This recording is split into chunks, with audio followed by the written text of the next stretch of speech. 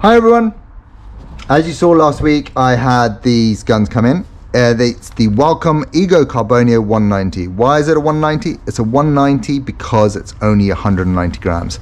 So what do you get in your kit? It's a little bit tough to open these boxes, but they do open. So the box itself is slightly changed to the other ones. You don't have the high density foam. You just have the outlet and little areas where everything slots in. So that's not a bad feature, you know. We're all about trying to be environmentally friendly. So this makes sense. You've got your instructions. You've got a little service pack, cleaning brush, lubricating fluid, and different bits that might need changing over time, which is a nice little touch. A lot of companies don't actually add those bits, so that's really good. Walcom have always been renowned for doing that. You've got the trusty Walcom spanner, one of my favorite in the market because it has a nice rubber feel. It's got all the different sizes. Yeah, I just really like it. It's just well thought out. You've got two pots, so a smaller one and a larger one, perfect for smart repairs, which is the market this is aimed at. In the larger one, took me a while to find this, you get your digi regulator, so we'll come back to that in a moment. You've got your pressure gauge, and the digi regulator fits on that. It's easy to take on and off.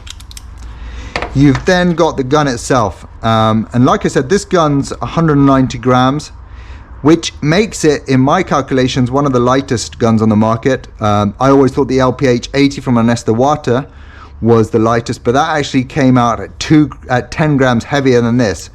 I really like it. I actually love it. Forget like it. And I'm just talking about the aesthetics of it and how it looks. It fits really well in my hand. I think if you had bigger hands, you might struggle, but with my small hands, it's a perfect fit, and I think it could be a really great gun for the smart repair industry. So let's see how we get on. I got sent two guns. I've got the HTE, the high transfer efficiency, which a lot of people like for clears and base coat, but clears. And you've got the HVLP, which a lot of people feel is a better base gun, especially for water base. But let's see how I think and how I get on with them. They're both 1 mils, but I will be getting a 1.2 needle setup, so I'll try that out.